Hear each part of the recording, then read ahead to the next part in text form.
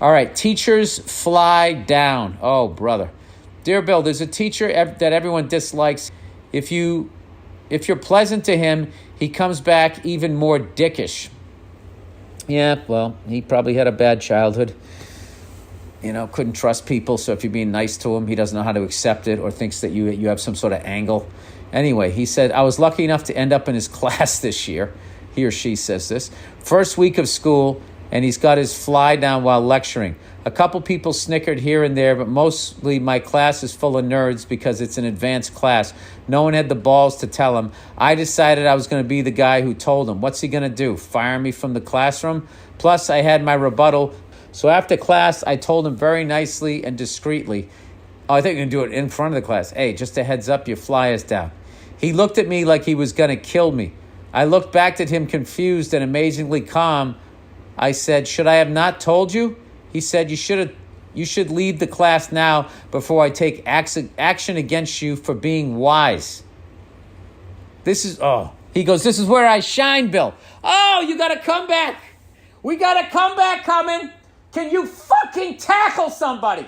Listen to me, my fucking voice is cracking. Tackle somebody. This is where I shine, Bill. I said, so you're going to reprimand me for letting you know that you're exposing yourself to a classroom full of teenagers? Holy shit. Wow. And the dagger from way behind the arc. They're heading to the exits, everybody. Wow. Good for you. Holy shit. I couldn't come up with something like that. That's fucking great. He looked at me with his eyes wide but said nothing, so I kept going. He said, well, I just wanted to let you know so we didn't have a news story on our hands. You're welcome, and I left. It's the weekend, so I won't see him till that class on Tuesday again. Did I nail it, Bill? Did you nail it? You fucking ended it. Dude, you drove that fucking nail into the wall like a half an inch. You put spackle over it. You covered it up, and then you painted it. See, it's fucking over. Like my goddamn gambling this week. No, that was fucking masterful. And this is what you do on Monday. You walk in. If he tries to fucking stare you down, you look right at him, look down at his fucking crotch, and then be like, nice work. If his fly's up. I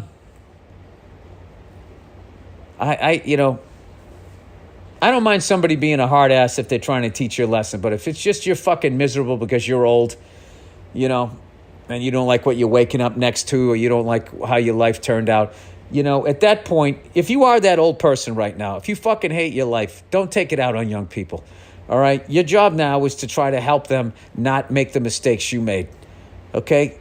And that's how you make the world a better place, so there's not another miserable old man out there, because that's what it is. Nice, sack, hold, personal foul, something. Don't fuck me. Come on. What do we got here? No face mask. Personal foul, tackling the quarterback. Don't fuck me. What do we got here? It was a sack. Sorry, people. The fuck just happened? Did he pick up the flag? He didn't say anything. Anyway. Oh, Jesus Christ. He fucking dry humped him. Look at that. Like a goddamn dog on a leg. But he did. He did what he had to do because he knew that big guy was going to fucking destroy. Oh, no. Well, anyway. You know what's underrated? Losing a bet in the second quarter. It's not so bad. It's when they fucking make you hang around and then go into the prevent or they fumble. I mean, somebody on that fucking play with the Cardinals, somebody's money went one way or the other on that fumble. Just unreal.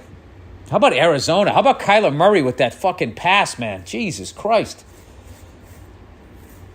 That did not look good, that whole game. I was following the score. I was just like, Jesus, who did they get rid of? First fucking down.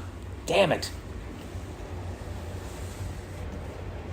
These kids today with the flexing and screaming and yelling. I mean, they've been doing it for 20 years. I mean, I don't think I ever saw Jerry Rice do that. You just caught the ball, and that was it. The self-congratulatory. You know what my new thing is? Like, I don't know if I've talked about this yet. I feel like reaction videos. People that film reaction videos, that's the new narcissism.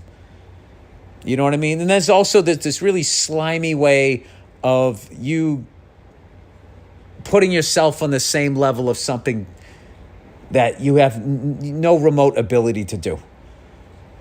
You know what I mean? Does that make any sense? Like an amazing musician or athlete, song, movie, or anything like that. And for whatever fucking reason, I need to see your reaction. Oh my God. What is the reaction of this fucking person that can't do this shit? I don't, look. I guess if they're just enjoying it. You know what I mean? That's not what I mean. I mean like those people didn't even fall down. There you go. Pose a picture. There you go. Pose for a picture. Now do your little thing. I like when that guy in the Arizona Cardinals scored the touchdown and then he took his helmet off. And then for whatever reason, the guy who didn't do anything took his helmet off too and then ran next to him. He's like, oh, yeah, that's right. You're going to be on TV. I want to be on TV. Oh, Bill, now who's the angry old man because he never made it in the NFL? All right. Somebody sent me an article today talking about how they were talking about like sexism in sports or something like that. And they were suggesting that, they've been segregated because of sex, which I thought was because of safety. You know what I mean?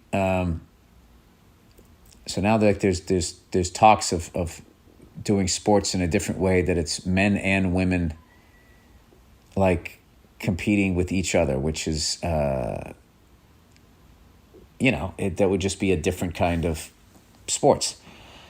And I was just like, listen, if young people want to do it that way, I'm too old to get up out of my chair and bitch about it.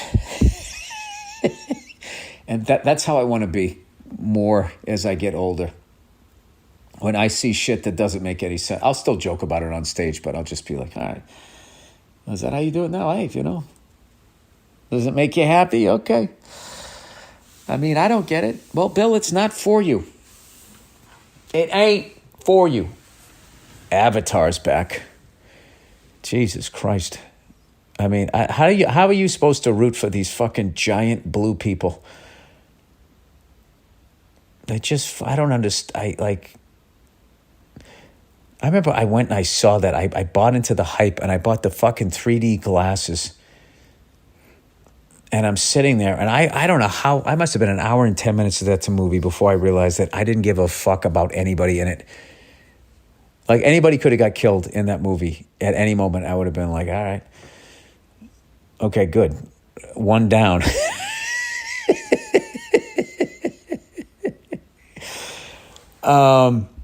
Does anybody else see these Liberty Mutual commercials and think that's Sam Rockwell every single time? I always think that's Sam every time I see it.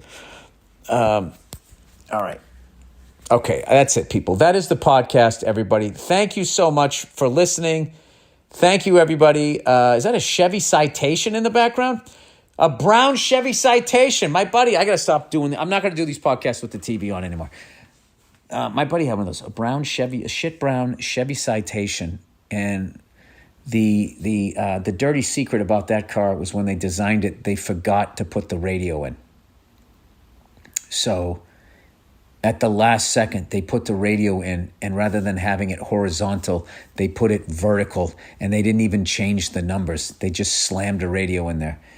It's like one of the ugliest cars I've ever seen. It was this really weird thing where they were trying to have like big cars and compact cars like look the same. Like there's a Cadillac Seville from like 1980 or something like that, where the front end looks like the car is 15 feet long and then the back end turns into like some sort of weird hatchback.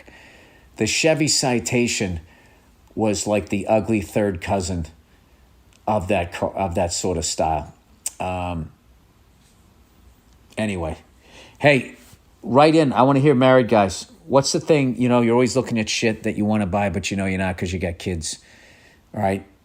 What's the thing you look at? I always look at the fucking Porsche Targa and I look at a Harley Davidson Road King.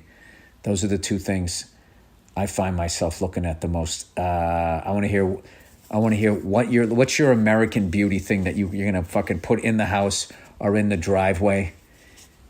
There's another thing, too. We just have too much furniture. I want to get that fucking stand-up hockey game, the one that you played in the bar that had like the announcement, the puck shoots up in the air. I'm getting one of those. I don't care what piece of furniture we have to get rid of, but I'm going to get one of those. And I'm going to have some epic fucking games against my kids. And I just don't know where I'm going to put it. I'll get rid of some shit. That's what I'll do. I'll get rid of shit. Yeah, I'll get rid of some shit. All right, I'm just literally talking to myself here. All right, go fuck yourselves. I'll check in on you.